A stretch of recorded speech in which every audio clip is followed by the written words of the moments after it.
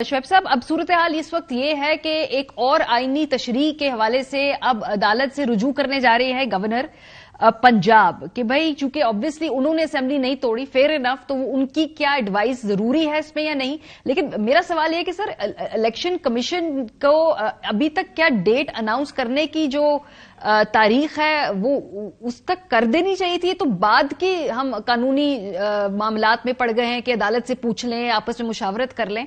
इस हवाले से क्या इस वक्त तक जो है कानूनी पोजीशन है?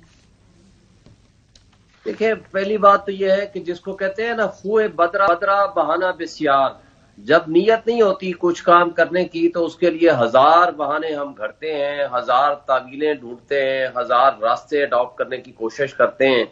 भाई सिंपल बात है, हाई कोर्ट ने अब डायरेक्शन दे दी है, आइन कहता है 90 डेज में इलेक्शन कराने हैं।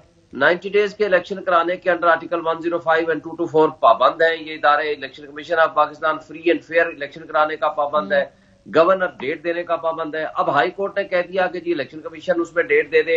अब इलेक्शन कमीशन डालता है कंधों पे गवर्नर के और गवर्नर डालता है इलेक्शन कमीशन पे, और दोनों एक दूसरे के साथ खेल रहे हैं। और इलेक्शन कमीशन ऑफ पाकिस्तान बुलाता है कभी आईजी को, कभी चीफ कमिश्नर को, कभी किस साइड को, कभी किस साइड को, और फिर उनसे बातें करता है। भाई सिंपल सी बात है, तारीख दे, अदालत ने ये हुक्म दिया है, तारीख दे, ये आइन का हुक्म है।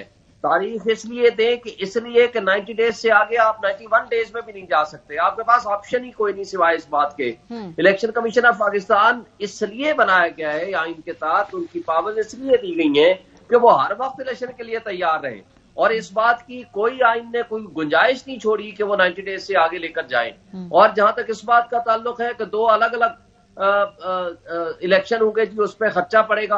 भाई आप ये सोचें कि ज़िमनी इलेक्शन कौन करा रहा है, जब ये 113 या 123 मेंबरान पीटीआई के जब वो पहुंचे नेशनल असेंबली के दरवाजे तक, तो वो 2-3 दिन के अंदर अंदर 113 या 123 मेंबरान की जनाब वो इस्तीफे कबूल कर लिए गए, जिनको स्पीकर साहब खुद फरमाते थे कि ये गैर आईनी है, और ना ही वो आइन के मुताबिक हाथ से लिखे हुए हैं, और ना ही वो इंडिविजुअल वेरिफिकेशन हुई है।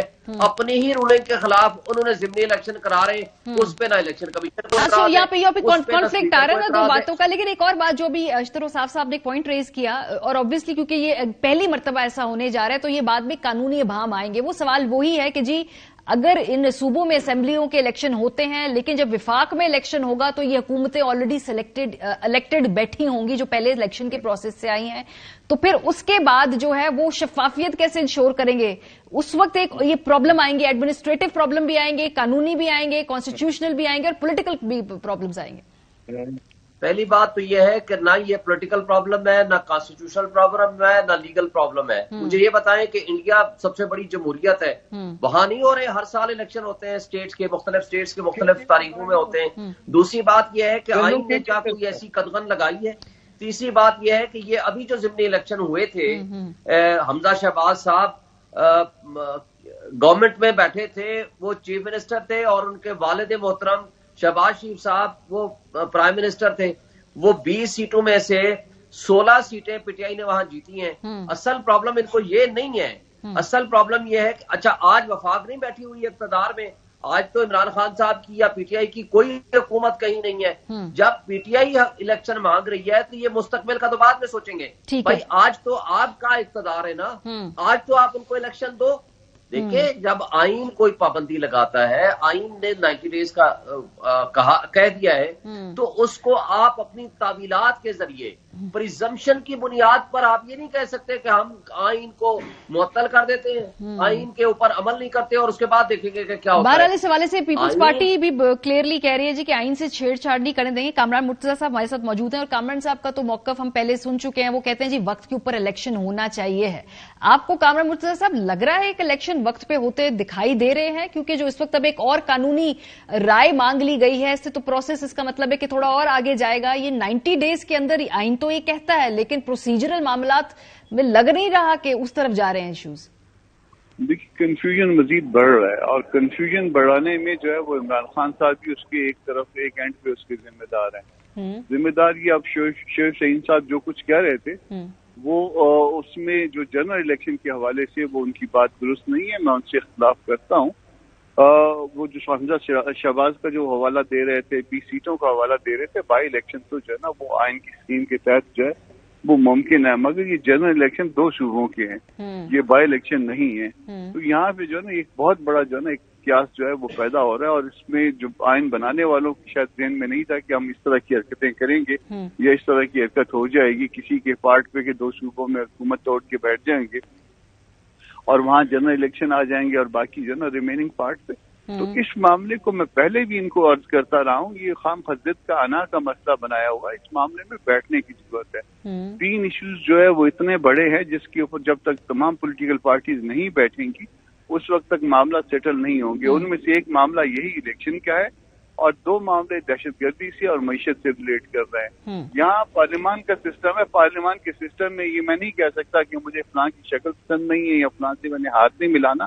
जो आदमी इलेक्ट होता है, जो आदमी वोट लेके आता है, भले वो आप उसको चोर समझते हैं, डाकू समझते हैं, अच्छा समझते हैं, वली समझते हैं, जो कुछ भी आपको उसके साथ बैठना होता है, बात करनी होती है। और ये 3 इश्यूज ऐसे हैं। कामरेड साहब, इसमें कॉन्फिडेंस बिल्डिंग मेजर्स तो दोनों तरफ से होंगे। फॉर एग्जाम्पल, अगर पीटीआई कहती है हमने पार्लियामेंट में वापस जाना है तो रातों रात उनके इस्तीफे मंजूर नहीं हो सकते। फिर अगर आप कहते हैं कि जी आगे बढ़ के हमने एक शफाफ प्रोसेस बनाना है, वहाँ पे जो है ना वो एक ऐसा जो है ना मुतजाद रवैया आया है स्पीकर ऑफिस के पार्ट पे, जहाँ पे पहले वो कुछ फरमाते रहे हैं, बाद में उन्होंने कुछ और फरमाया।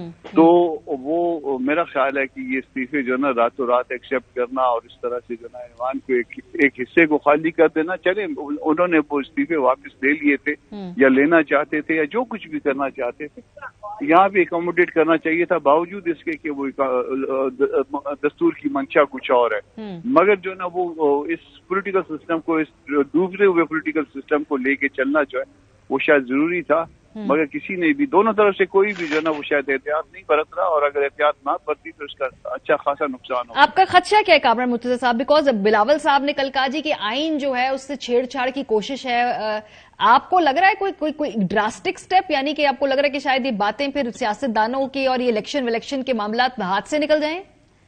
देखिए, एक चीज तो सामने नजर आ रही है ना कि कम से कम पॉलिटिशियन या पार्लियामान जो है वो इस अमर में नाकाम हो रहा है, या लोगों की राय इस बारे में बन रही है कि वो जो है ना वो मामला तो खुद सेटल नहीं कर पा रहे, उनके मामले दूसरे सुलझा रहे हैं, यानी कोर्ट सुलझा रही है। खुदा न खास्ता कोर्ट की बजाय कोई और कहे कि हम सुलझाते हैं या हम, ये तो सारे जो है ना वो ठीक नहीं है, और हम कुछ इस तरह से करते हैं कि जो ठीक हो उनकी नजर में, तो ये मामला जो है ना वो खराब हो जाएगा। इसलिए बैठना जो है, ये 3 इश्यूज पे ये वक्त की जरूरत है, मुल्क की जरूरत है, कौम की जरूरत है।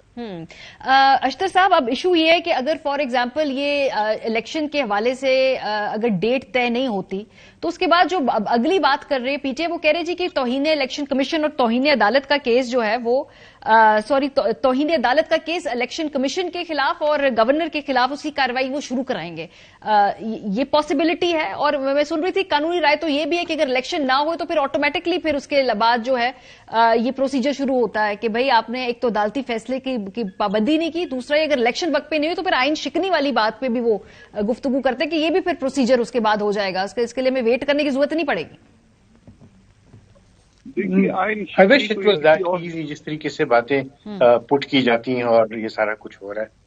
I think we should take these things very seriously, बजाय इसके कि हम धमकियां दें कि जी आइन शिकनी हो गई और आर्टिकल 6 लगेगा। आर्टिकल 6 तो आजकल और 124 से हर एक पे लग रहा है। ठीक बात है। ये इतनी ऐसी बातें नहीं है जो हम सिर्फ टॉक शोज में ही करते रहे। आई थिंक बहुत जरूरी है कि सब मिलके बैठे। एक ऐसी सिचुएशन है जहां पे एक भयानक इकोनॉमिक सिचुएशन है जिसमें सैल्वेज करने की पूरी कोशिश की जा रही है। सही। उसमें आप याद रखें इस बात को, I think it's very very important. और वो ये है कि जब आप बात कर रहे हैं अपने क्रेडिटर्स के साथ, अपने डोनर्स के साथ, अपने उन लोगों के साथ जिनके साथ आप लोन्स को निगोशिएट कर रहे हैं, तो आप उनको ये इम्प्रेशन दें कि हमारा मुल्क जो है वो एक पॉलिटिकल हिजान की तरफ जा रहा है और इसके अंदर कोई हल नहीं निकल रहे, तो दे बी वेरी सही बात है। मुझे सेगमेंट को यही रैप करना है। बहुत शुक्रिया। अशतर औसाफ हमारे साथ मौजूद थे, कामरान मुर्तजा साहब, एडवोकेट शोएब शाहीन साहब।